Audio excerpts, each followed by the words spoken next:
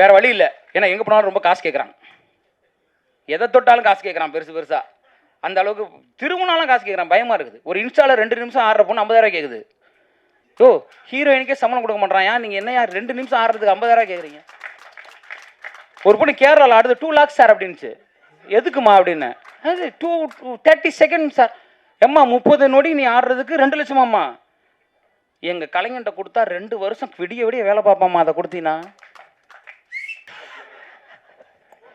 அது நம்ம அமலா சாஜி தான், வேறு யார்? ஃப்ளைட்லாம் போட்டு தெரியுங்களான்னு வேறு கேட்டுச்சு. ஏம்மா நானே ஃப்ளைட்டில் போகலாமா? எங்கம்மா ஃப்ளைட்டில் போட்டு கூட்டு போனோன்னு தலை சுற்றிருச்சு எனக்கு. இல்லை ஃபஸ்ட்டு காதில் உள்ள சரியா. சுயம் கொளுத்தி படைப்பாளனாக்கிய தமிழ் தாய்க்கு வணக்கம். மேடையில் அமர்ந்திருக்கக்கூடிய அன்பு சொந்தங்களுக்கு வணக்கம். என்றும் ஏணியாய் இருந்து எங்களை ஏற்றி வைக்கக்கூடிய எழுத்தை என்றும் உச்சத்தில் வைத்திருக்கக்கூடிய அத்தனை பத்திரிகை ஊடக நண்பர்களுக்கு வணக்கம். என் நெஞ்சிற்கினிய தமிழ் திரைப்பாக்கூட சொந்தங்களுக்கு வணக்கம். அரணம் ஒரு ஒரு பெரும் தருணம் தான் அது. அதாவது ஒரு சொல்லியிருந்தாங்க பெரும் புள்ளிகள் எல்லாம் வரலன்னு. பரவாயில்ல, சிறு சிறு புள்ளிகள் சேர்ந்து தானே ஒரு நாள் பெரும் புள்ளி ஆகும். வைக்கலாம். அதனால் ரொம்ப நல்ல பெரிய அனுபவம். ஆனால் இது நல்லா இருக்குது எனக்கு இந்த அனுபவம். அதனால் அவர் சொன்ன மாதிரி ஆன்டி டிப்ரெஷன், இன்சோம்னியாலேருந்து எல்லாமே வந்துருச்சு எனக்கு. அது பரவாயில்ல. ஆனால் 20 வருடம் சினிமாவில் இருந்தவனே நீங்கள் இந்த அடி அடிக்கிறீங்கன்னா புதுசாக வரோட என்ன அடிடாடி அடிப்பீங்கன்னு தோணுச்சு எனக்கு. ஆனால் ஒரே ஒரு திமிரு, அது தமிழ்னால இருறா நான் நின்று பார்க்குறேன்டா நிற்கிறேங்க, வேறு ஒன்றும் இல்லை.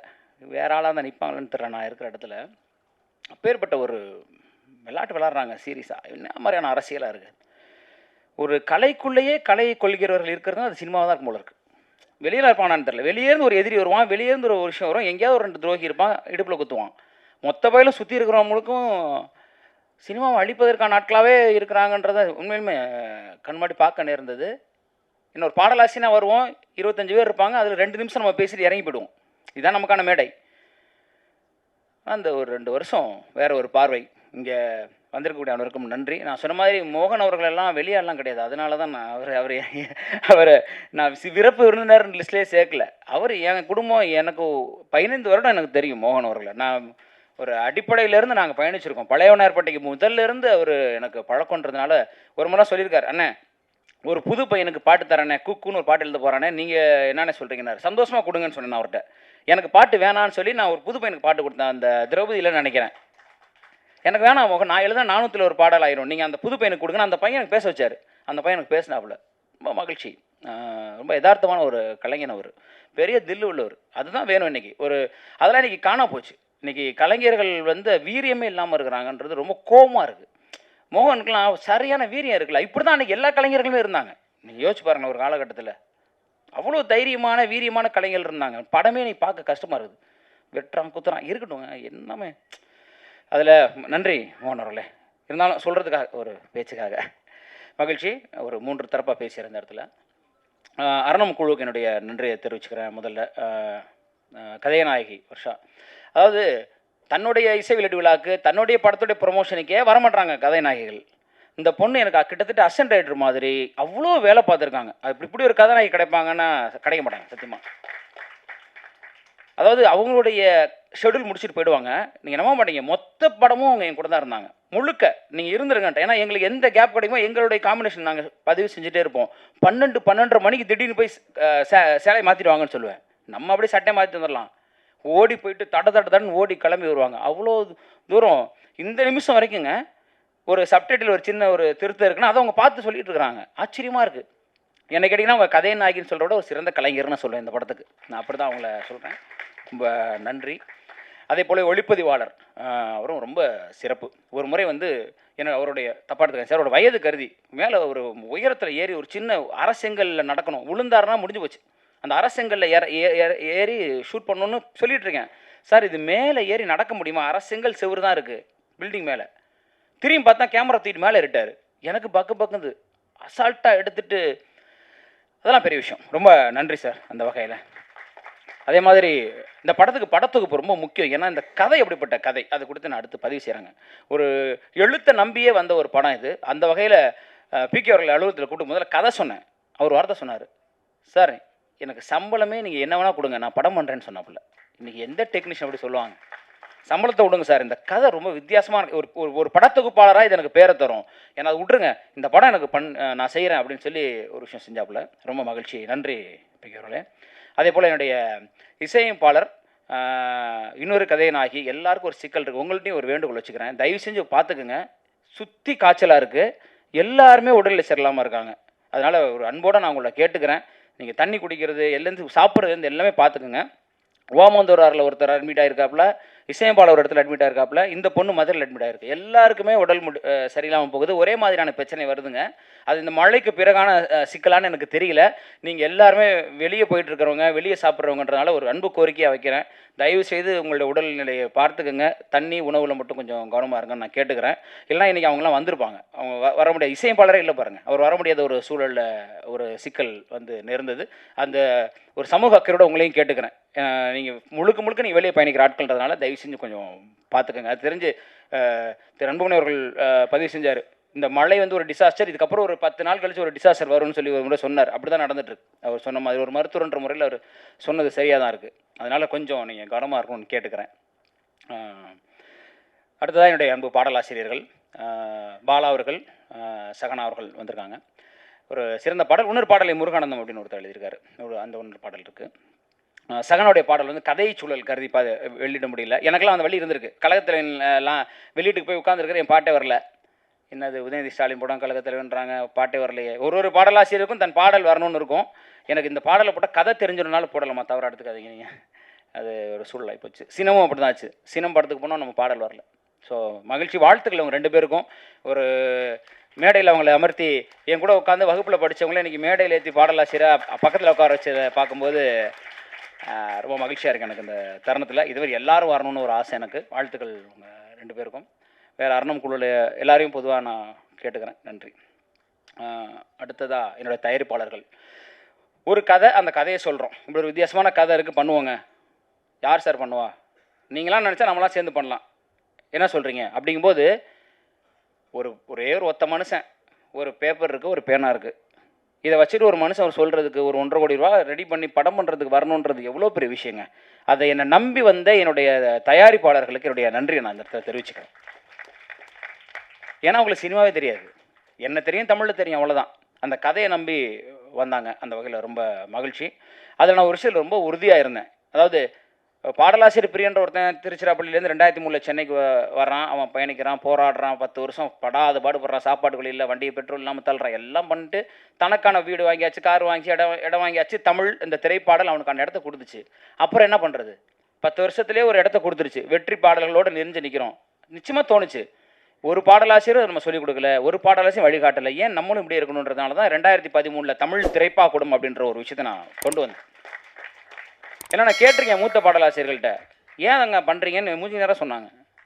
நீங்கள் பாட்டு எழுதுங்க, நான் எழுதுகிறேன், நீங்கள் எதுக்கு முன்னரால் கொண்டு வரீங்க, நீங்கள் எப்படி இருக்கீங்க, நீங்கள் சும்மா இருங்க, பண்ணாதீங்கன்னு அதை தவிர்த்துட்டு தான் இருந்தாங்க. பெரிய பாடலாசிரியர், நம்ம தலைமுறை கடந்த மூத்த கவிஞர் வாலிபர்கள் மட்டும்தான், யாருமே செய்யாத விஷயம் நீ செய்ய அப்படின்னாரு. எனக்கு கண்ணதாசருக்கெல்லாம் பாடலாசிரியர் தான் பேர் வரும், ஆனால் உனக்கு தான் பாடலாசிரியர் உருவாக்கிய பாடலாசிரியர் பேர் வரையா அப்படின்னு வார்த்தை சொன்னார். அந்த ஒரு மகிழ்ச்சி. அப்போ 13லேருந்து 23 வரைக்கும் என் 10 வருஷம் நான் அப்படி தான் வாழ்கிறேங்க. என்னுடைய பாடல்கள் குறைஞ்சி போச்சு, நீங்கள் பார்த்தீங்கன்னா தெரியும். 2003 to 2013 வரைக்கும் தட்டி தூக்கியிருப்பேன், அவ்வளோ பாடல்கள். அப்புறம் 13லேருந்து 23 வரைக்கும் பார்த்தீங்கன்னா எழுதிட்டு தான் இருக்கேன், இப்போ வரைக்கும் எழுதிட்டு தான் இருக்கேன். இருந்தாலும் பார்த்தீங்கன்னா கொஞ்சம் கம்மியாக இருக்கும். ஏன்னா நான் சம்பாரித்து இன்னொரு கார் வாங்கலாம், இன்னொரு வீடு வாங்கலாம், அதனால் என்ன பண்ண போகிறோம்? போகும்போது ஒன்றும் கிடையாது. ஒரு 10 பேருக்கு அறிவை கொடுத்து செல்வது, அறிவு தானம் தான் எங்கள் குலத்தில் மிக சிறந்தது. சாப்பாடு போட்டு அடுத்த பசிக்கும், ஆனால் அறிவை கொடுத்துட்டானா அவன் காலத்துக்கு நிலச்சி நிற்பான். அப்புறம் நான் படித்தேன், தமிழ்னு மேடை பேசிக்கிட்டு வளர்த்துக்கிட்டு கட்சி வளர்த்துக்கிட்டு இருக்கிறதுக்கு அதுக்கு நான் சொல்லிக் கொடுக்குறதா உண்மை. தமிழுக்கு நான் திருப்பி என்ன செய்கிறேன்னு ஒன்று இருக்குல்ல. என் மொழி எனக்கு உணவிட்டு இருக்கிறது, என் மொழி எனக்கு கலை கற்பித்திருக்கிறது, என் மொழி என்னை வாழ்வித்திருக்கிறது. அந்த மொழிக்கு நான் என்ன செஞ்சேன்றதான் அப்போ தான் நான் கலைஞன்னு சொல்லிக்கிறதுக்கு எனக்கு தகுதி இருக்குது. அந்த வகையில் ஒரு 200-250 பேருக்கு எந்த பாரபட்சமும் மற்ற ஒருத்தர் சொன்னார், உங்களுக்கு எதிரிகளை நீங்களே உருவாக்கி கொண்டீர்கள்னாரு. நான் ரொம்ப மகிழ்ச்சி, போர்க்களத்தில் நிற்பதற்கான தைரியமும் துணிச்சலும் எனக்கு இருக்கிறது. என் எதிரில் நிற்பவன் ஜெயிச்சால் நான் தான் ஜெயித்தேன், தோத்தால் நான் தானே ஜெயித்தேன், என் பிள்ளைங்க தானே அதெல்லாம். அந்த மாதிரி அதில் ரொம்ப மகிழ்ச்சி. அதன் வழியாகத்தான் இன்றைக்கி அரணம் வந்தது. கதையை நம்பி வந்தாங்க, அவ்வளோதான் நான் சொல்லுவேங்க. கதையை நம்பி வந்த தயாரிப்பாளர்கள் பிரச்சனைகள் இருக்க தான் செய்தது.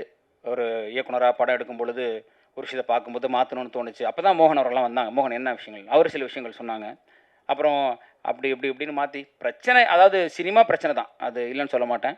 வருத்தம் என்னென்னா, இப்படி பிரச்சனையவே ஒருத்தன் வாழ முடியுமா சினிமாவில்? வெளியேருந்து பிரச்சனை வந்தால் சமாளிக்கலாம். இப்போ சேகுவேராவுக்கும் பெடல் காஸ்ட்ரோவுக்கும் அமெரிக்க ஏகாதிபத்தியத்துலேருந்து தான் பிரச்சனை வந்தது. சேகுவேராவும் பெடல் காஸ்ட்ரோவே பிரச்சனை இருந்தால் என்ன பண்ணுறது? இங்கே அப்படி தான் இருக்குது இல்லையா? அமெரிக்க ஏகாதிபத்தியம் இருந்துச்சு, தைரியமாக எதிர்த்தாங்க. அதுக்கு ஒரு காரணம் இருந்து வெளியேருந்து ஒருத்தன் உள்ளே வந்தான். உள்ளே திரும்பினாலே பாடலாசிரியர் தானே நீங்கள் நடிக்கிறீங்களா? அங்கே ஆரம்பிக்கிறது வன்மம். நீங்கள் ஏன் டைரக்டர் ஆறீங்க? நான் என்ன வேணும் எனக்கு தோணுகிறது, எனக்கு ஒரு விஷயம் இருக்குது, என் சுதந்திரத்தை பறிப்பதற்கு உனக்கு என்னடா பிரச்சனைன்ற அளவுக்கு நீ பண்ணக்கூடாது. சீரியஸா என்ன பண்ணுற? அப்போ எனக்கு 2 மடங்கு கோருது. தமிழ் படித்ததுக்கப்புறம் அந்த தன்மானமும் சுயமும் பாரதியை படித்தது இல்லைன்னா அப்புறம் என்ன அர்த்தம் இருக்குது? அப்போ தான் 2 மடங்கு கோவம் நான் பார்த்துக்கிறேன். அந்த உச்சம், அந்த கோவத்தில் தான், இந்த கோவம் தான் ஆரணும் என்ன கேட்டிங்கன்னா. இந்த சினிமா மீது உள்ள கோவம்னே நான் சொல்கிறேன். இந்த இடத்துல அவ்வளோ சிக்கல்கள் அதை எடுத்து செல்வதற்கு இருந்தது. ஒரு பொறுப்பாக ஒரு திரைக்கலைஞன் வந்து எல்லா மேடையிலும் ஏன் கலைஞர்கள் அழுகிறார்கள்னு நம்ம யோசிச்சு பார்க்க வேண்டியிருக்குங்க. ரொம்ப கஷ்டமாக இருக்குது. எல்லா மேடையிலும் யார் வந்தாலும் முதல்ல யார் அழுறா பாருங்களேன். நடிகர்கள் அழுறதில்லை. எல்லா இயக்குனரும் இங்கே மைக்கை பிடிச்ச உடனே அழுறான். அது விஜயகுமார் ஆகட்டும், இப்போ ஃபைட் கிளப் விஜயகுமாரில் நீங்கள் எடுத்து பாருங்கள். முதல்ல மைக்கை பிடிச்ச மனோஜ்குமார், யாராக இருந்தாலும் மைக்கை பிடிச்சோன்னே அழுறாங்கன்னா ஒரு கலைஞனை அலை வைக்கக்கூடிய இடம் எப்படிங்க நல்லாயிருக்கும்? ஒரு கலைஞனுக்கான வாய்ப்பை நம்ம தர வேணுமா சினிமாவில்? ஒரு கலைஞனை காயப்படுத்தலாமா? சினிமா கார்ப்பரேட்காரர்கள் கையில் போயிடுச்சு. ஒரு காலத்தில் படைப்பாளிகள் கையில் சினிமா இருந்தது. எனக்கு கேட்டு திரும்ப சினிமா பணக்காரர்கள் கையிலிருந்து மீண்டும் படைப்பாளிகள் கரங்கள் எனக்கு சினிமா வரணும் திருப்பி. ஒரு பாலுமேந்திரா ஊட்டியில் போயிட்டு அசால்ட்டாக படம் எடுத்துட்டு வந்துட்டார். ஏவிஎம்லாம் கையை கட்டி நான் படம் பண்ணலன்றார். இப்போ படம் வேறு மாதிரி இருக்குங்க, நான் பண்ணல. 300 கோடி 400 கோடிக்கு குப்பையாக இருக்குது. சித்தா மாதிரி, அயோத்தி மாதிரி, அற்புத கிடா வந்து புலம்புறாரு. எறும்புன்னு ஒரு படம் வந்தது, யாருக்கும் தெரியாது. ஒரு ஆகச்சிறந்த கலையை மக்கள் ரசிக்க தயாராக இருக்காங்க, சத்தியமாக ரசிக்க தயாராக இருக்காங்க. சில படங்கள் திரையரங்குகளில் தோற்ற படங்கள் ஓடிடியில் ஓடிட்டு இருக்கு. நீங்கள் பார்த்தீங்கன்னா தெரியும், ஓ இந்த படம் வந்திருக்கா, நல்லா இருக்கு. அப்போ மக்கள்கிட்ட கொண்டு போய் சேர்க்கவே முடியல இந்த படத்தை. ஒரு படம் 1500 தேட்டரில் அவங்க தான் வருவாங்க. அத்தனை ஷோவும் நீங்கள் தான் வருவீங்க. ஓடிட்டு இருக்க படத்தை தூக்கிடுவீங்க. புது படம் வர முடியாது. அரணம் தோற்றாலும் அதை எதிர்கொள்ள தயாராக நான் நினைக்கிறேங்க. அந்த ஒன்றில் தான் நான் நின்றுருக்கேங்க. சும்மா நாச்சுக்கு நான் அரணம் ஜெயிச்சிரும், அரணம் பயங்கரமாக அப்படியே ஆகிடும்லாம் எனக்கு தெரியாது. ஏன்னா இந்த கும்பலில் இதுக்கப்புறம் அட்லீஸ்ட் நான் படத்தை எடுத்து ரிலீஸ் பண்ணுற தில் எனக்கு இருக்குடான்றது தான். அவ்வளோதான் எனக்கு. அதுக்கு தான் வந்து நிற்கிறேன். அவ்வளோதான். எதிர்கொள்றதுக்கு தயாராக இருக்கேன். அதாவது உண்மையை சொல்ல போனால் இந்த திமிங்கலங்களுக்கு மத்தியில் நான் தோல்வியை எதிர்கொள்வதற்கு தயாராக வந்து நிற்கிறேன். அவ்வளோதான். அப்புறமா அடுத்து படம் பண்ணணும். அதுக்காக ஓடிலாம் போயிட மாட்டேன். அதான் உண்மை.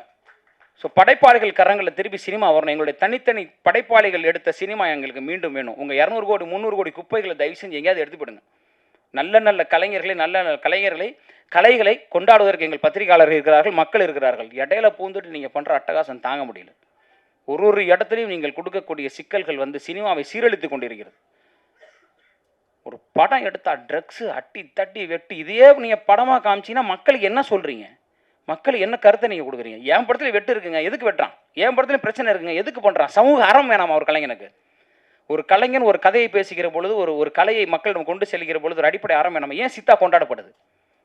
ஒரு பெண் குழந்தை மீதான பாலியல் வன்முறையை பேசுகிற பொழுது எத்தனை குடும்பங்களுக்கு அது போய் சேருது? ஏன் அயோத்தி கொண்டாடப்பட்டுச்சு? எங்கிருந்தோ அந்த வடநாட்டு பெண்ணுக்கான ஒரு அன்பை எங்கிருந்தோ ஒருத்தன் செலுத்தினான்ற போது அந்த படம் எவ்வளோ பேருக்கு போய் சேருது? சினிமா சாதாரண கலை இல்லை, அது அற்புதமான ஒரு இடம். அதில் 1000 விஷயங்களை சொல்கிற இடத்துல வந்துட்டு அவ்வளோ ஒரு அட்டகாசமான ஒரு விஷயமா காசு மட்டும் இருந்தால் போதும் என்ன வேணால் பண்ணிடலான்னு படம் பண்ணுறாங்க. அப்போ பண்ணிட்டு போங்க, ஏதோ ஒன்று பண்ணுங்கள். ஆனால் உண்மையிலுமே சினிமா பண்ணக்கூடாது. அது சீரியஸாக கிடா இயக்குனரை நினச்சி பார்க்கும்போது வருத்தமாக, அது 10 டிக்கெட்டுக்கு கிடையாது வெளியே போனான்னு சொல்கிறாங்கன்னா எப்படி ஒரு திருப்பி கிடா எடுப்பார்? அழகர் சாமியின் குதிரை எடுத்த சுசீந்திரன் என்ன பண்ணிருக்காரு? நான் மகாநாளில் எடுத்து 100 நாள் வெற்றி பெற்ற அவர் எந்த தைரியத்தில் அழகர் சாமியின் குதிரை எடுத்து வந்து பண்ணார்? அவரை திருப்பி அடித்து விரட்டி அவர் திருப்பி கமர்ஷியல் சினிமாவுக்கு போயிட்டு இருக்காரு. இப்போ கலைஞர்களை ஊக்குவிக்க வேண்டுன்றது, ஏன்னா ஒரு கலைஞனா அந்த வேதனை எனக்கு இருக்குது. இப்போ இந்த இடமே எனக்கு அதுதான் நான் பதிவு செய்ய விரும்புகிறேன் நண்பர்களே. அதாவது என்ன செய்யும் சினிமா, என்ன ஒரு பொறுப்பாக என்ன ஆகுது? ஆன்டி டிப்ரெஷன், இன்செமினி, அதாவது போயிடுச்சு, உச்சகட்டத்துக்கு போயிடுச்சு. ஒரு ஆரம்பத்தில் நிற்கும் போது ஒரு 100 பேர் நிற்கிறான். திரும்பி பார்க்கும்போது இந்த வடிவேல் காமெடியில் வர மாதிரி எங்கடா இங்கே இருந்த ஒருத்தரையும் காணோன்ற மாதிரி ஓடி போகிறான். ஒருத்தருமே இல்லைங்க பின்னாடி. பாடலாசிரியர் பிரியன் மட்டும் நிற்கிறான், எங்கடா யாரையும் காணோம். இந்த படத்துக்கு வேறு பணம் வாங்கியிருக்கலாம் வெளியே. எனக்கு ஒரு சாதனை வேணும்னு ஆசை. எப்படி பாடலாசிரியர் வாங்கின பாடலாசிரியர் ஆகணும், தமிழ் திரைப்பாக்கூட மாணவர்கள் மட்டுமே தயாரித்த சாதனை இப்போ மோகன் அவர்கள் இங்கே பதிவு செய்கிறாருன்னு அதை நான் செஞ்சதுனால தானாச்சு. வெளியேருந்து காசு வாங்க வந்திருக்குமா அது? அதை செய்வதற்காக அத்தனை சிரமங்களை போராட்டங்களை தாங்க வேண்டியிருக்கு. மருத்துவமனையில் அட்மிட் ஆயிருங்கட்டாங்க. என்ன உச்சக்கட்ட ஆன்டி டிப்ரெஷனில் இருக்கீங்க, உங்களுக்கு செக் பண்ணும்போது இன்சோம்னியாவில் 6 மாதம் ஒருத்தன் தூங்கவே இல்லைன்னா அப்படி இருக்கும். தூக்கம் படத்துக்காக இல்லை, இவங்க பண்ணுற அக்கப்போருக்கு. ஒரு கலைஞனை இதுக்கு மேலே பண்ணுற கஷ்டப்படுத்துங்கிற அக்கப்போரா இருக்குது. இன்னும் யோசிச்சு பாருங்க, இன்னும் வரவே இல்லை. நான் வந்தால் என்ன பண்ணுவாங்கன்னு தெரியல. இப்போ தான் கால் எடுத்து வைக்கிறோம். அதே வைக்க விட போகிறாங்களா இல்லை அடிச்சு முடிச்சுருவாங்களான்னு எனக்கு தெரியல. அது பரவாயில்ல, இருந்தால் நான் பாட்டு எழுத போயிடுவேன். இல்லை அதுவும் தரலன்னா தமிழோடு வாழ்ந்துருவேன். கடைசி வரைக்கும் தமிழ் தான் எனக்கு. அந்த தமிழ் என்னை காப்பாற்றும், தமிழை நேசித்து போய்கிட்டே இருப்பேன். அவ்வளோதான். அந்த தமிழ் எதை தருதோ, எங்கேயாவது 4 பிள்ளைங்களுக்கு பாடம் சொல்லி கொடுத்தா வாழ்ந்துருவேன். இவங்க நம்பின்னு யாரும் இல்லை. ரொம்ப வருத்தமாக இருக்குது. தவறாக எடுத்துக்காதீங்க என்னுடைய உணர்வை. இங்கே இதை விட்டால் இந்த மேடையில் பதிவு செய்ய முடியாது. ஏன்னா இன்னும் வெளியே வரல. எடுத்து முடிக்கிறதுக்குள்ள அவ்வளோ பிரச்சனைகள், போராட்டங்களில் நின்றுட்டுருக்கோம். எங்கே தொட்டாலும் பணம், எங்கே தொட்டாலும் அரசியல். இன்றைக்கி நாளைக்கு எங்களுக்கு தெரியல எத்தனை திரையரங்கு வரப்போகுது அப்படின்னு. 22 நவம்பர் 24 எனக்கு தெரிஞ்சு ஓடி வந்துட்டுருக்கோம் நாங்கள். நவம்பர் 24 வேணாங்க படம், அடுத்து ஐயோ வேணாங்க, அடுத்து எங்கே வந்துடலாங்க. நமக்கு தான் தெரிஞ்சு போச்சு என்ன நடக்க போகுதுன்னு. நம்ம என்ன 300 நாள் ஓட போகிறோம். இன்றைக்கி எத்தனை பெரிய படம் வந்தாலும் 10 நாள், 1 வாரம், அதிகபட்சம் தாண்டா 2 வாரம். ஆகச்சிறந்த படங்களுக்கு அப்படின்ற போது நாங்கள் ஒரு எளிய படம், ஒரு எளிய மனிதர்களோட முயற்சிங்கும் போது எங்களை 1 வாரம் தாங்க விட்றாங்களான்னு தெரில. நான் தான் தயாராகிட்டேன் அவர்கிட்ட. இப்படி யாராவது ஒரு ஒரு பொறுப்பில் போய் டிஸ்ட்ரிபியூட்டர் சொல்லியிருப்பாங்களே தெரில. என் படம் என்னன்னாலும் பரவாயில்ல ரிலீஸ் பண்ணுங்கன்னு சொன்னேன் அவர்கிட்ட. ஏன்னா அவர் படம் பார்த்தோன்னே ஒரு விஷயம் சொன்னார். அதில் நான் அறிவுத்திர அவர்களுக்கு ரொம்ப நான் நன்றி தெரிவிச்சுக்கிறேன். 2-3 வெளியீட்டாளர்கள் வந்தாங்க, எல்லாருமே வெளியீட்டாளர்கள். இவர் அறிவுத்திரா சார்ட்ட ஏன் கொடுத்தேன்னா ஒரே விஷயம், அவர் டைரக்டர் ப்ரொடியூசர். என் வழி என்னன்னு அவருக்கு தெரியும், ஒரு கலைஞனோட வழி என்னன்னு ஒரு கலைஞனுக்கு தெரியுன்ற ஒரே காரணத்தினால தான் அவர் எடுத்துக்கிட்டாருங்க. அவருடைய பெருந்தன்மை, படம் பார்த்த உடனே படம் அவருக்கு ரொம்ப பிடிச்சி போச்சு. தமிழ்நாடு, கேரளா, கர்நாடகா எனக்கு கொடுத்துருங்க சார் அப்படின்னாரு. எப்படி இருக்கும் காதில் கேட்கும்போது? நம்ம படத்தை ஒருத்தர் வாங்கிக்கிறேன்றாரு, பரவாயில்லையே. ஏன்னா வர்றவங்கெல்லாம் ஒரு கதை சொல்கிறேன், அதை மாற்றுன்றான், அது மாதிரி. அப்படி திரு அறிவுத்ரா அவர்கள் இப்போ கையை பிடிச்சி நிற்கிறதுனால ஓரளவுக்கு நான் நகர்ந்து போகிறேன். இல்லைனா ஒத்தாலாம் நின்றுட்டு இருந்தேன். என்ன பண்ணுறதுன்னு தெரியல. இத்தனைக்கும் இவ்வளோ பேர் சினிமாவில் நம்ம சுற்றி நிற்கிறான். எங்கே போனாங்கன்னே தெரியல எல்லாரும். நான் பெருமையாலாம் சொல்லிருந்தேன், நான் அவரை கூப்பிடுவேன், நான் இவரை கூப்பிடுவேன், நான் நம்பிட்டு இருந்தேன். அவங்க வந்துடுவாங்க. நம்ம தான் பாட்டு எல்லாமே நம்ம ஹிட்டு கொடுத்துருக்கோமே, எவ்வளோ பாட்டு ஹிட்டு கொடுத்துருக்கோம். ஒரு ஃபோன் பண்ணால் நமக்கு சப்போர்ட் பண்ணிட போகிறாங்க. ஒரு ஃபோன் பண்ணால் வாங்க கவிஞரன் பண்ணிடுவாங்கன்னு நினச்சேன். திரும்பி பார்த்தா ஒருத்தனையுமே காணோம். திருப்பி அடிக்கணும் போல எல்லாரையும். இதுக்காகவாது ஜெயிக்கணும்னு தோணுது, இதுக்காகவாது எந்திரிச்சு வந்துடணும்னு தோணுது. அந்த வகையில் அறிவுத்திர அவர்களுக்கு என்னுடைய நன்றியை தெரிவிச்சுக்கிறேன் சார். ஏன் கூட நான் தான் ஓடுறேன், அவர் ஏதாவது ஒரு பெரிய ஆர்டிஸ்ட் படம் மட்டும் போக வேண்டியது தானே. என் படத்தை வெளியிடுறதுக்காக போராடிட்டு இருக்கார் அவருங்கும்போது அது ஒரு ரொம்ப மகிழ்ச்சி. போராட்டங்கள் தான், சிரமங்கள் தான். இப்போ பாருங்க, இப்போ கூட மோகன் அவர்கள் ஒரு விஷயத்தை சொன்னார், 29 கூட போகலாமான்னு. அதெல்லாம் ரைட், தயார் தான். இத்தனை வருடங்கள் காத்திருந்தவர்களுக்கு இன்னொரு வாரம். நீங்கள் சொன்னது சரிதான். ஒரு பிரச்சனை இருக்கும்போது நம்ம எப்படி கொண்டு வரும், 30 லட்ச ரூபான்றது பெரிய விஷயம். அந்த வகையில் அதை கண்டிப்பாக செய்யணும். அதனால் அதோட கொடுமை உத்ரா அவர்கள் மீண்டும் பதிவு செய்கிறேன். வெளிப்படம் வந்தது கூட பரவாயில்லைங்க. முத்து ஆள வந்தான்னு 10 வருஷம் அவங்க என்ன சம்பாரிச்சாங்கல்ல, திருப்பி அதை வேற கொண்டு வரீங்க. நீங்கள் இருக்கிறவங்களுக்கே தேட்டர் கிடைக்க மாட்டேங்குது. இருக்கிற படத்தை ரிலீஸ் பண்ணுறதுக்கு ப்ரொடியூசர் சாவுறான். இவங்க உட்காந்துட்டு எங்கெங்கேயோ அவங்க 10 வருஷம் சம்பாரிச்சதெல்லாம் குப்பையை போட்டு நோண்டி திருப்பி எடுத்து நீங்கள் தான் சம்பாரிச்சிட்டிங்கல்ல. இன்றைக்கி மட்டும் 3 தேட்டர் ஓடுதுங்களாங்க. திருப்பி அந்த தேட்டரை நீங்கள் படத்தை போட்டால் யார் நீங்கள் தான் சினிமாவை கொள்றீங்க. அப்புறம் நல்ல படம் வரல. மலையாளத்தில் சினிமா சூப்பராக இருக்குது, தெலுங்கில் சூப்பராக இருக்குது, அங்கே அருமையான கதை பண்ணுறாங்கன்னா நாங்கள் தான் கதை பண்ணுறோமே, நீங்கள் பார்க்க விட மாட்டீங்களே. நீங்கள் திருப்பி வேறு படங்களை 10 வருஷம் கழிச்ச படம் தேவையாங்க. நீங்கள் சொல்லுங்கள். அவன் டிவிலே 100 தடவை பார்த்துருப்பாங்க மக்கள். அதை இன்றைக்கி போய் திரையரங்குக்கு போய் பாருங்கள், வெளியே முழுக்க ஏதோ 10 வருஷம் பழைய படம் போஸ்ட் ஒட்டி வச்சிருக்காங்க. இல்லைனா ஹிந்தி படம் இருக்குது. அக்வாமேனுக்கும் நமக்கு என்னங்க சம்மந்தம் இருக்குது? அக்வாமேனுக்கும் நமக்கு என்ன சம்மந்தம் இருக்குது சொல்லுங்கள். அவன் சம்பாதிப்பாங்க, உலகளாவியாலும் சம்பாதிப்பான். என் தயாரிப்பாளர் அத்தனை 1000 படத்தை வச்சுக்கிட்டு எங்களுக்கு ஒரு கடன் கழிச்சிடாதா? அந்த படத்துக்கு பின்னாடி ஒரு 1000 குடும்பம், 500 குடும்பம் இருக்குது. அவெல்லாம் ஒரு சினிமா ஜெயிச்சிட மாட்டோமா, வந்துட மாட்டோம். நம்மனா நீங்கள் அக்வாமேனு டங்கு டுங்குன்னு நீங்கள் கொண்டு வந்தீங்கன்னா அதையாவது விட்டு தொலைங்க. முத்துவெல்லாம் இப்போ யாருங்க கேட்டாப்பாங்க? டிவியில் ஒரு 300 தடவை போட்டாங்க. யூடியூப்லேயே 10 லாங்குவேஜில் இருக்குது. நீங்கள் ஹிந்தியிலலாம் ரஜினி பேசுவார், நீங்கள் போட்டிங்கன்னா விட்டா கொரியன்லேயே பேசுவார், ஜப்பானீஸ்லாம் பேசுகிறாரு. ஏன்னா அவருக்கு ஜப்பான் ரசிகர்னு. அவ்வளோ தூரம் பார்த்த படத்தை திருப்பி எடுத்துகிட்டு தேட்டரை பிடிச்சிக்கிட்டு புரியலைங்க எனக்கு. ஒரு சினிமா பண்ணுறோம், கொண்டு போகிறோம், எவ்வளோ ஒரு புதுசாக சொல்கிறேன். நீ நல்லா திட்டுங்க, சட்டை பிடிச்சி திட்டுங்க. வாய்க்கிலே பேசுகிறியா, உன் படம் நல்லா இல்லை, கருத்து என்ன சொல்கிறேன்னு திட்டுங்க. அப்போ நாங்கள் வாங்கிக்கிறோம். நாங்கள் திருப்பி ஒரு நல்ல படம் திருப்பி கொண்டு வந்து கொடுக்குறோம். அதுக்கு எங்களுக்கு இடத்த கொடுங்க, வாய்ப்பு கொடுங்க, எங்கள் படத்தை விற்கிறதுக்கான இடத்த கொடுங்க. சுற்றி நின்றுட்டு இன்னும் முத்து ஆளை வந்தான்னு டங்குன்னு காமெடி பண்ணிருக்காங்க. இதுக்கு பின்னாடி நாங்கள் 10 பேர் இங்கே போராடணும், ஐயா படம் கொடுங்க ஐயா. எத்தனைங்க எந்த தொழிலுங்க முதலாளி கை கட்டுறான், கார்பரேட்காரன் கையை வைக்கிறானே. எங்கே போனாலும் பணம் போட்ட ப்ரொடியூசர் தான் கை கட்டுறான். எந்த தொழிலே அது நடக்குமா? அது நமக்கு வரவும் மாட்டேங்குது. வேறு நம்ம கட்டி பழக்கிறதா பரவாயில்ல, நம்ம இப்படி நிற்கிற ஆள் பழகிட்டோம் இப்படி என்னன்னு ஒன்றும் நடக்க மாட்டேங்குது. சரி, நடக்குது, நடக்கட்டுங்க. ரொம்ப மகிழ்ச்சி ஐயா. என்னுடைய படத்துடைய முதல் பார்வையும் பத்திரிகையாளர்கள் தான் வெளியிட்டீங்க. நான் என்றைக்குமே உயிராக நேசிக்கிற பத்திரிகையாளர்கள், உங்களுக்கு தெரியும். மேடை ஏற்றி உங்கள் கரங்களால் தான் யாரும் வேணாங்கன்னு சொல்லி உங்களை வச்சு தான் அதை வெளியிட்டேன். அதே வார்த்தையை தான் நான் ஹரிசார்ட்டையும் சொன்னேன். சார் யாருமே வரலன்னா என்ன சார், எழுத்தே நம்பி இருக்கக்கூடிய நம்ம நேசிக்கக்கூடிய பத்திரிகையாளர்கள் இருக்காங்க, நான் அவங்களை எப்போவுமே மதிக்கிறேன், அவங்க போதும் எனக்கு அப்படின்னு தான் நான் சொன்னேன். நீங்கள் வேறு வழி இல்லை. ஏன்னா எங்கே போனாலும் ரொம்ப காசு கேட்குறாங்க, எதை தொட்டாலும் காசு கேட்குறான் பெருசாக. அந்த அளவுக்கு திரும்பினாலும் காசு கேட்குறான், பயமாக இருக்குது. ஒரு இன்ஸ்டாவில் 2 நிமிஷம் ஆடுற பொண்ணு 50,000 கேட்குது. ஓ, ஹீரோயினுக்கே சம்பளம் கொடுக்க மாட்டான். ஏன் நீங்கள் என்ன 2 நிமிஷம் ஆடுறதுக்கு 50,000 கேட்குறீங்க? ஒரு பொண்ணு கேரளாவில் ஆடுது 2 lakhs சார் அப்படின்ச்சு. எதுக்குமா அப்படின்னு. அது 30 seconds சார். எம்மா 30 நொடி நீ ஆடுறதுக்கு 2 லட்சமாம்மா. எங்கள் கலைஞன்ட்ட கொடுத்தா 2 வருஷம் விடிய வேலை பார்ப்பாம்மா. அதை கொடுத்தீங்கன்னா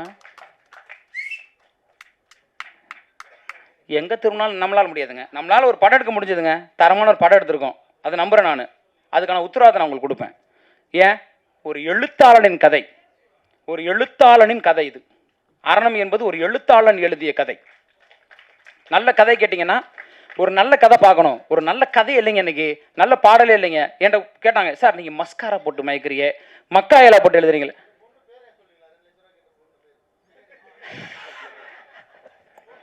அது நம்ம அமலா சாஜி தான், வேற யாரு? ஃப்ளைட்லாம் போட்டு தெரியுங்களான்னு வேறு கேட்டுச்சு. ஏமா நானே ஃப்ளைட்டில் போகலாமா, எங்கம்மா ஃப்ளைட்டில் போட்டு கூட்டு போனோன்னு தலை சுற்றிருச்சு எனக்கு. இல்லை ஃபஸ்ட்டு காதில் உள்ள சரியா எங்கள் மேனேஜர்கிட்ட பேசுன்றாங்க, பிஆர்ஆர்ட்ட பேசுன்றாங்க. யோ என்னையா நினச்சிட்டு இருக்கீங்க, என்னையா நடக்குதுங்க? இன்ஸ்டா மட்டும் ஒரு திறந்து வச்சுட்டு ஃபிலிம் நியூஸ் ஆனதன் மாதிரி எப்பேற்பட்ட பத்திரிகையாளர்கள் இருந்த துறைங்க அது. எப்பேற்பட்ட மூத்த பத்திரிகையாளருங்க அவர். நான்லாம் அவர் இருக்கும்போது இருந்தேன்றது எனக்கு பெரிய மகிழ்ச்சி. என்னெல்லாம் அவர் வந்து எழுதினார், தம்பி சொல்லுப்பா உன் முகவரி சொல்லுப்பான்னு. அப்பேற்பட்ட எழுத்தாளர்கள் இன்னுமே சாலைகளில் பயணிச்சுட்டு இருக்கிறாங்க. நீங்கள் எங்கேயாவது இருந்துக்கிட்டு 10 லட்சம் கூட 20 லட்சம் கூட எங்கே திரும்பினாலும் எதை தொட்டாலும் காசு. ஒரு கலையை மக்களிடம் கொண்டு சேர்ப்பதற்கு இவ்வளோ போராட்டமாக இருக்குது. என் பத்திரிகையாளர்கள் எவ்வளோ சப்போர்ட் பண்ணுறாங்க. நீங்கள் யாருன்னே தெரியல உட்காந்துட்டு நாங்கள் அவங்களுக்கு கொடுப்போம் அப்படின்னு நினச்சா அவங்களுக்குலாம் ஆளாளுக்கு ஒரு வீடு வாங்கி கொடுத்துலாம் போல இருக்கவங்களுக்குலாம். எங்க வாங்குங்கன்னு சீரியஸாங்க, ரொம்ப கொடுமையாக இருக்குது. அந்த வகையில் அரணம் ஒரு எழுத்தை நம்பி உருவாக்கப்பட்ட ஒரு திரைப்படம், ஒரு சிறந்த கதை. அது உரிமையாக நான் சொல்ல முடியும். முதல் பாதி இன்டர்வல் இடைவேளை அப்போ நீங்கள் படம் பார்த்துட்டு போட்டியே வைக்கலாம். 1 லட்ச ரூபா நான் கொடுக்குறேன், செகண்ட் ஹாஃப் என்னன்னு சொல்லிட்டீங்கன்னா அப்படியே சொல்லாங்க. அரணம் படத்தை பார்த்துட்டு முதல் பகுதியை பார்த்துட்டு இடைவேளைக்கு பிறகு வெளியே வந்துட்டு இல்லை இடைவேளை மேடையிலே நீங்கள் இதாங்க நீங்கள் சொல்லிட்டீங்கன்னா நான் மேடையில் 1 லட்ச ரூபா கொடுத்துடலாம். அந்த திரைக்கதை அப்படி இருக்கும். அந்த கதை ஒன்றை நோக்கி ஆரம்பித்து ஒரு உணர்வை பிரதிபலித்து ஒரு இடத்துல நின்றும். இந்த படம் முதல் முறை ஒரு பெரிய தயாரிப்பாளர் ஒருத்தர் வந்தார், வெளியீட்டாளர். அவர் ஒரு ஆள் விட்டுருங்க, அவர் அவன்டா அப்படின்ற மாதிரி ஒரு ஆள். படம்லாம் பார்த்துட்டு இது ரிஸ்க் நான் எடுக்க மாட்டேன் அப்படின்னாரு. எனக்கு நல்லா இருந்தது. ஃபர்ஸ்ட் ஆஃப் முதல் பகுதி முழுக்க ஒரு ஸ்க்ரீன் பிளே, ஒரு திரைக்கதை. 2வது பகுதி முழுக்க வேறொரு திரைக்கதை. இது வரைக்கும் அப்படி பதிவு செஞ்சதில்லை. அவர் சொன்னார் இப்படி பண்ணக்கூடாது, நீங்கள் ஸ்க்ரீன் பிளே ஜம்ப் பண்ணியிருக்கீங்க, முதல் பகுதி முழுக்க ஒரு திரைக்கதை சொன்னீங்கன்னா அதை நோக்கியே தான் போகணும். நான் ஏன் சார் அதை நோக்கியே போகணுன்னு கேட்டேன். எவன் தான் மாற்றுறது? அப்போ முதல் பகுதி முழுக்க ஒரு திரைக்கதை, இடைவேளைக்கு பிறகு நீங்கள் வந்து படம் பார்க்க ஆரம்பிச்சிங்கன்னா வேற ஒரு டைப் ஆஃப் ஸ்க்ரீன் பிளே, வேற ஒரு வகையான திரைக்கதை ஓடும். அங்கே முதல் பகுதியில் இருந்த ஒரு வசனம், ஒரு கேரக்டர், ஒரு பொருள் கூட உங்களுக்கு 2வது பகுதியில் இன்னொரு பதிலை கொடுக்கும். இந்த வாழ்க்கை இப்படி நேராக பார்க்கும்போது ஒன்றை சொல்கிறது, ஆனால் அதற்கு இன்னொரு முகம் இருக்கும்ல, உண்மையான முகம் இருக்கும்ல. அதை சொல்லும்போது அட அப்படியா, ஓ அதான் இப்படியா அப்படின்னு உங்களை உடச்சி உங்களுடைய பதிலெல்லாம் கொடுத்துக்கிட்டே முடிச்சு அவுத்துட்டே வரும். அதுவும் ஒரு படத்துக்கு கிளைமாக்ஸை சொல்லிட்டு படம் பண்ணுறதுக்கு பெரிய திமிரு வேணும். நான் கிளைமாக்ஸை சொல்லிட்டேன், நீங்கள் படம் ஆரம்பிச்சு கொஞ்ச நேரத்தில் கிளைமாக்ஸ் தெரிஞ்சிடும் உங்களுக்கு. ஆனால் அது எப்படி நடந்ததுன்னு ஓப்பன் கிளைமாக்ஸ் வச்சுட்டு இதில் ஒரு கதை திரைக்கதை எழுதியிருக்காங்க. ரொம்ப திமிராக தான் இருக்கும் பேசும்போது, அதான் உண்மை. இருக்கிற யதார்த்தத்தை நான் சொல்லி ஆகணும். அப்படிப்பட்ட ஒரு திரைக்கதை. அப்போ ஒரு நல்ல கதையை, நல்ல திரைக்கதையை, ஒரு நல்ல திரைப்படத்தை நீங்கள் பார்க்கணும்னு நம்புனீங்கன்னா நிச்சயமாக அரணம் உங்களுக்கு அதை வழங்கும். எங்களிடம் பெரிய பொருளாதாரம் கிடையாது, எங்களிடம் பெரிய நடிகர் நடிகைகள் கிடையாது, எங்களிடம் பெரும் புள்ளிகள் கிடையாது, எங்களிடம் பெரும் தயாரிப்பாளர்கள் கிடையாது. எங்களிடம் பெருந்தமிழ் இருக்கிறது, நல்ல கதை இருக்கிறது, நல்ல திரைக்கதை இருக்கிறது. எழுத்தை நம்புகிறவர்கள், ஒரு நல்ல திரைப்படம் பார்க்க வேண்டும் என்று நம்புகிறவர்கள், முடிவில் ஒரு நல்ல படம் பண்ணாயா நல்லா இருந்தது அப்படின்னு நீங்கள் சொல்லக்கூடிய ஒரு படமாக அரணம் இருக்கும். இந்த வாழ்வின் எங்கெல்லாம், அதாவது தூர வானில் பறந்தாலும் பறவை மேகம் ஆகாது, மரக்கிளைதான் அதன் கூடு இறங்காமல் போகாதுன்னு ஒரு கவிதை எழுதினேன். அந்த மாதிரி இந்த வாழ்வு எதை நோக்கி நீங்கள் எத்தனை கோடி பேரை சுற்றி வந்தாலும் இறுதியில் நீங்கள் அடைவது உங்கள் வீடு என்கிற கூடு. அந்த வீடும் அந்த வீட்டுக்குள்ளே இருக்கிற அந்த 4 பேரும் 3 பேரும் எவ்வளோ முக்கியன்றதான் இந்த அரணம் பேசுது. இந்த சமூகம் எவ்வளோ முக்கியன்றதை சாதாரண, அதுக்காக உடனே மெசேஜ்லாம் சொல்கிறேன்னு சொல்லி நினச்சிடாதீங்க. கதையோட்டத்தோடு போகும். மகிழ்ச்சி. நிறைய பேசிட்டேன்னு நினைக்கிறேன். நல்லபடியாக உங்களுடைய அன்பை கொடுங்கள்.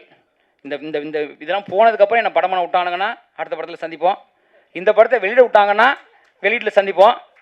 படம் கொஞ்சமாவது ஓடிடுச்சுன்னா சந்தோஷம். என் தயாரிப்பாளர்கள் ஒரு வார்த்தை சொன்னார், அதுதான் எனக்கு தைரியமே. இவ்வளோ தைரியத்தை நான் தனியாக அப்படி எடுக்க முடியும். என் தயாரிப்பாளர்கள் தோற்றாலும் என்னோடு நிற்பார்கள்ன்ற நம்பிக்கை எனக்கு இருக்குது. அந்த நம்பிக்கையில் தான் படம் பண்ணியிருக்கேன். வெற்றியோ தோல்வியோ எதிர்கொள்ள தயாராக இருக்கிறேன். எது வந்தாலும் ஏற்றுக்கொள்கிறேன். என் படம் நல்ல படம் எனக்கு தெரியும். தோத்ததுக்கு காரணம் சினிமாக்காரன் தான் அப்படின்றத இங்கேயே சொல்லிவிட்டு, ஜெயிச்சா நாங்கள், தோத்தா நீங்கள் அப்படின்னு ஓப்பனாக சொல்லுவேன். அப்படின்றத இந்த மேடையில் வச்சு நீங்கள் தயவு செய்து என் தமிழ் சொந்தங்கள், என் எழுத்தாளர்கள், என் எழுத்தை தயவு செய்து மக்களிடம் கொண்டு போய் சேர்த்து இந்த ஒரு எளிய கலைஞனை, ஒரு பாடலாசிரியனை, இன்னும் 250 பாடலாசிரியர்களை மேடை ஏற்ற போகிறவனை, இன்னும் 500 கலைஞர்களை மேடைக்கு கொண்டு வர போகிறவனை ஆசீர்வதித்து ஒத்துழைப்பு கொடுங்கன்னு இந்த தருணத்தில் கேட்டுக்கிறேன். நன்றி.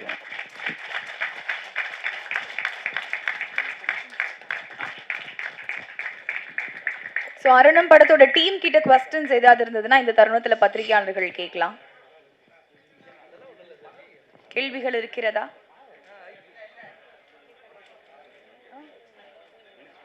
ஸோ ஆடியோ லான்ச்கான டைம்,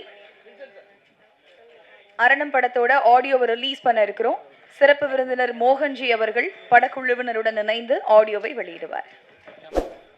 ஹலோ, எங்க ஆடியோ லான்ச்சை வெளியிடலங்க, கிளம்பிட்டீங்க? எல்லாம் பேசிட்டு சிடி கொடுக்க மாட்டோங்க, தயவு செஞ்சு வந்துருங்க.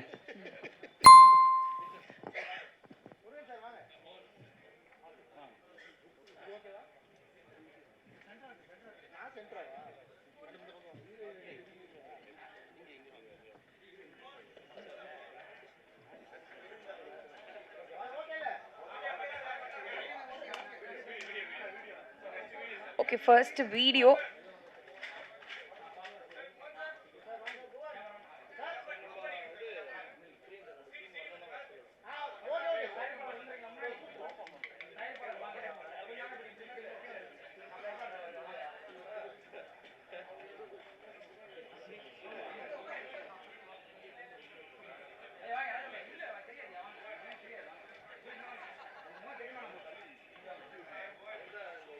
உங்களையும் ஜாயின் பண்ண சொல்றாங்க டீமோட.